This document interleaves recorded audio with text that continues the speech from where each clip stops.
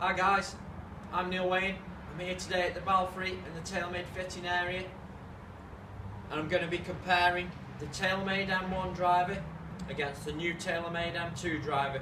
Okay, it's been a lot of great feedback I'm getting from the brand new M2, but people still like the M1 with all its adjustability. Okay, so what I'm going to do is I'm going to set up the M1 with the fade draw biased, okay, slid right down towards the heel, because my personal miss hits are actually in the heel. Although it's a draw and fade bias, what it actually does as well is strengthens up the miss hits. So my miss hits are towards the heel, so that'll just help with that. Okay, and I'm going to have the high and low sliding track in terms of the launch pulled back a little bit to the higher. Also gives it a bigger MOI, so a bigger sweet spot basically. Okay, and the M2, obviously there's no adjustability across the bottom, it's just got the speed pocket, but lower centre of gravity, okay, and it's got a slightly more curved head than the M1, so it's a little bit more aerodynamic, so it's going to be interesting to see which one performs best. I've got the TrackMan with me, and at the end we'll have a quick look at the stats, so I'm going to hit a few shots with each and see how we get on. Okay, so firstly we've got the M1, alright, so I've got the Fubuki J 60 gram X-Flex shaft in it, heads on a 10.5, okay, let's hit a few, see how it goes.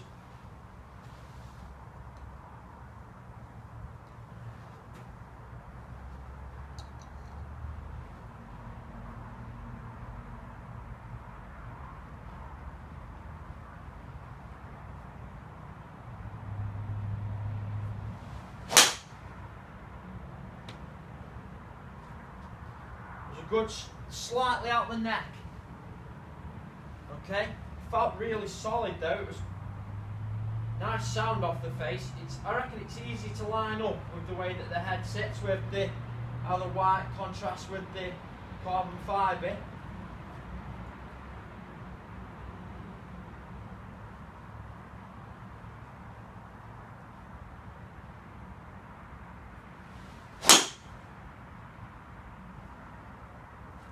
Just come off that one slightly, a little bit to the right.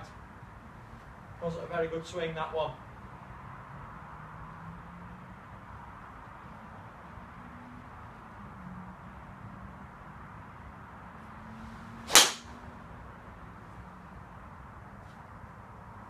That was better.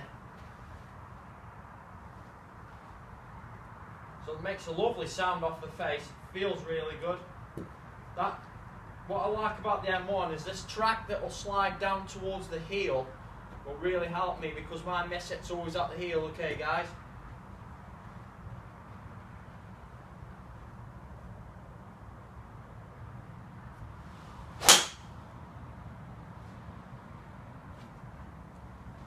That was a lovely strike.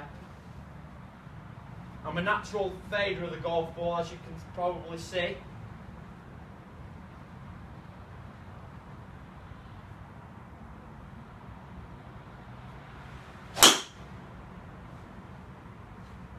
A little bit left, that one more.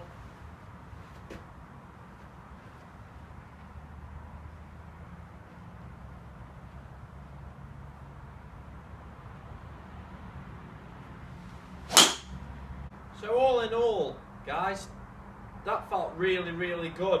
I like the sound, I like the way that it looks at address.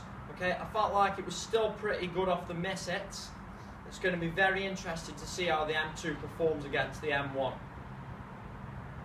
Okay, so now on to the M2. Alright, so I've just got this set at 10.5 degrees, okay? Just a normal head, alright?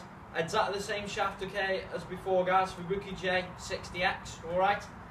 Again, there's no adjustability on this, just the speed pocket and the weight back here with the lower centre of gravity. So let's hit a few, see how it performs.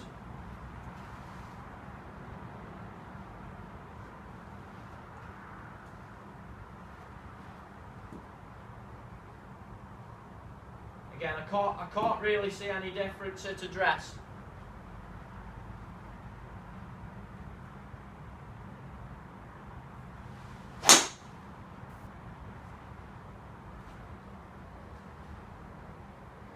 Hit that really good, that felt great. looked like it launched a little bit higher than the M1.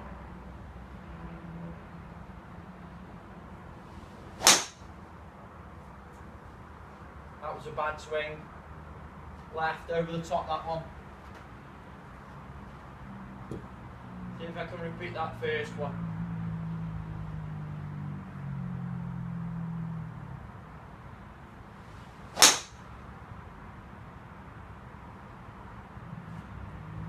So much better that.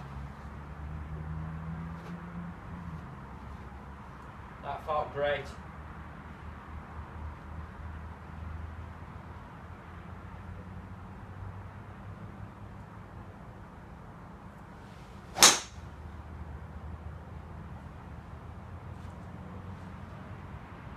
That's definitely launching high, guys. In terms of feel off the face, I don't think I can see a great difference.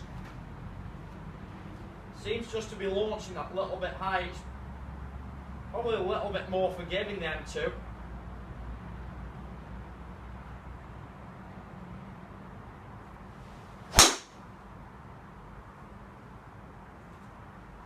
That's a back swing again, left.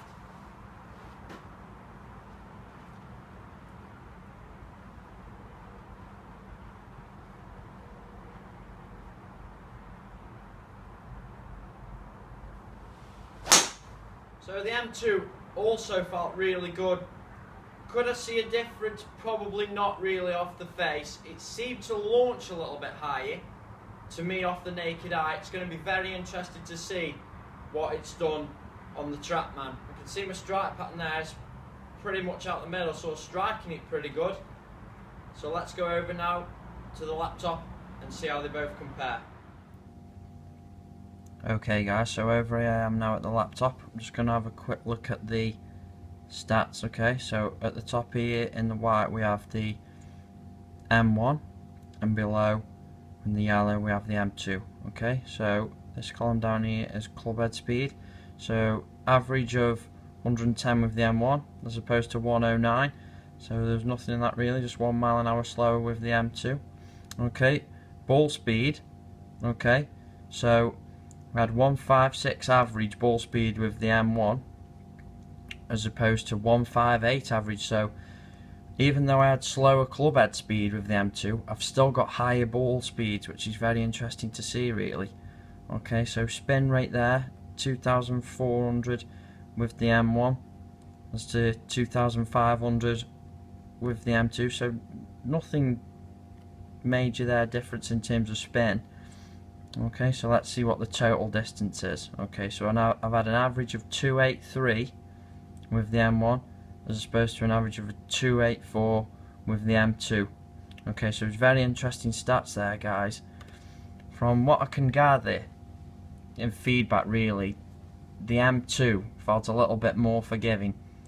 For me, it's slightly hotter off the face, and as you can see there, the stats really do back it up. So personally for me, if I was to play the M1 or the M2, I would use the M2.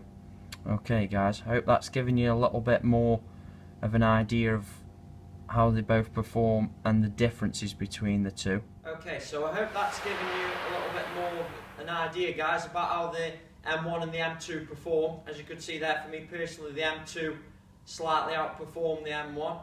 I hope that's given the Taylormade fans out there a little bit of an idea about the two differences in the two drivers. Okay, if you've got any questions, please get in touch. If you want to follow me on Twitter, it's on the address below. Thank you for watching, and I'll see you soon.